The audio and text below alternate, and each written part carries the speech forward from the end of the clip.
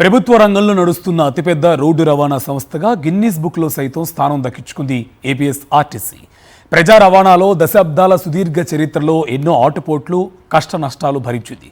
జగన్ ప్రభుత్వ చొరవతో ప్రభుత్వంలో విలీనమైన ఏపీఎస్ఆర్టీసీని నేటి చంద్రబాబు ప్రభుత్వం ప్రైవేటీకరణ చేయడానికి రంగం సిద్ధం చేసుకుంటుంది. ఎలక్ట్రిక్ బస్సుల కొనుగోలు, వినియోగం చూపించి దశల వారీగా ప్రైవేటీకరణ చేసేందుకు కూటమి ప్రభుత్వం చేస్తున్న కుట్రను స్వయంగా ఆర్టీసీ చైర్మన్ బయటపెట్టడంతో ఆర్టీసీ ఉద్యోగులు మండిపడుతున్నారు. చంద్రబాబు ఎప్పుడు అధికారంలో ఉన్నా ప్రభుత్వ రంగ సంస్థల మనుగడ ప్రశ్నార్థకమే. నిత్యం కార్పొరేట్ జపం చేసే చంద్రబాబు ఇప్పుడు ఏపీఎస్ఆర్టీసీని కూడా ప్రైవేట్ రంగానికి కట్టబెట్టేందుకు రంగం సిద్ధం చేస్తున్నారు. వైఎస్ జగన్ పాలనలో ప్రభుత్వంలో విలీనమైన ఈ సంస్థను ఎలాగైనా ప్రైవేటు పరం చేయాలని చూస్తున్నారు చంద్రబాబు. కొత్తగా అందుబాటులోకి రాబోతున్న ఎలక్ట్రికల్ బస్సులను ఒక బూచిగా చూపించి దశల వారీగా ఆర్టీసీని ప్రైవేటుకు కట్టబెట్టాలనే ప్రణాళికను చాప కింద నీరులా అమలు చేసుకుంటూ పోతున్నారు. ఇందులో భాగంగానే ఎలక్ట్రికల్ బస్సు నిర్వహణ కోసం ఆర్టీసీ డిపోలను ఖాళీ చేయించి వాటిని ప్రైవేటు సంస్థలకు అప్పగించాలని చూస్తున్నారు. కోట్ల రూపాయల విలువైన ఆర్టీసీ స్థలాలను ప్రైవేటు సంస్థలకు కట్టబెట్టడంతో పాటు కొత్తగా రాబోతున్న ఎలక్ట్రికల్ బస్సులను కూడా ప్రైవేటు సంస్థలే నడపనుండడంతో ఆర్టీసీ ఉద్యోగుల్లో ఆందోళన మొదలైంది. చంద్రబాబు ప్రభుత్వం చేస్తున్న ప్రైవేటీకరణ కుట్రను గుర్తించిన కార్మిక సంఘాలు ఎలాగైనా ఈ ప్రయత్నాలకు అడ్డుకట్ట వేయాలనే ఆలోచనతో ఆందోళన బాటపట్టాయి.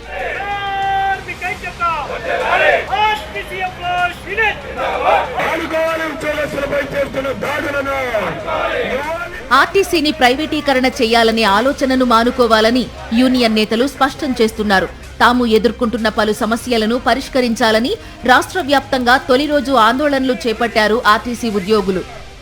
ఇవాళ ఈ ఆర్టీసీ ప్రైవేటు పరం చేయడానికి స్పష్టంగా కనపడుతుందనేది మేము వాదిస్తూ ఉన్నాం. మేము ఆర్టీసీ బస్సులని విద్యుత్ బస్సులకు వ్యతిరేకం కాదు. మేము ఒకటే డిమాండ్ చేస్తున్నాం, ఆర్టీసీ విద్యుత్ బస్సులను ఆర్టీసీనే నడపాలి, దానికి ప్రభుత్వం సహకరించాలి తప్పితే ఆ ప్రైవేట్ బస్సులని ఎలా చేయొద్దని చెప్పి మనవి చేస్తాను. అదే ఇంకొకటి, మరి ముఖ్యంగా ఏదైతే పీఆర్సీకి సంబంధించినటువంటి అంశాలు, మరి గతంలో 24 నెలల పీఆర్సీ రావాలి, మరి భారతదేశంలో అత్యధికంగా డిఏలు ఇవ్వాల్సినటువంటి రాష్ట్రంగా ఈ ఏపీ కూడా ఉంది. రాష్ట్రంలో ఉన్నటువంటి ఉద్యోగస్తులకు కూడా సంబంధించిన పీఆర్సీ కూడా ఏ రకమైనటువంటి ఊసు లేకుండా మరి మమ్మల్ని సమాజంలో ఒక భాగంగా చూద్దాము, ఉద్యోగస్తులు ప్రభుత్వం ఫ్రెండ్లీ వాతావరణం అని చెప్పినప్పుడు కూడా ఈ రోజు వరకు కూడా ప్రయత్నాలు జరగలేదు. కాబట్టి ఈ కార్యక్రమాన్ని చేపట్టాము. ఆర్టీసీని ప్రైవేటీకరణ చేయొద్దంటూ ఉద్యోగులు ఆందోళన బాటపట్టిన మరుక్షణంలోనే చంద్రబాబు తన మనసులో మాట బయటపెట్టారు.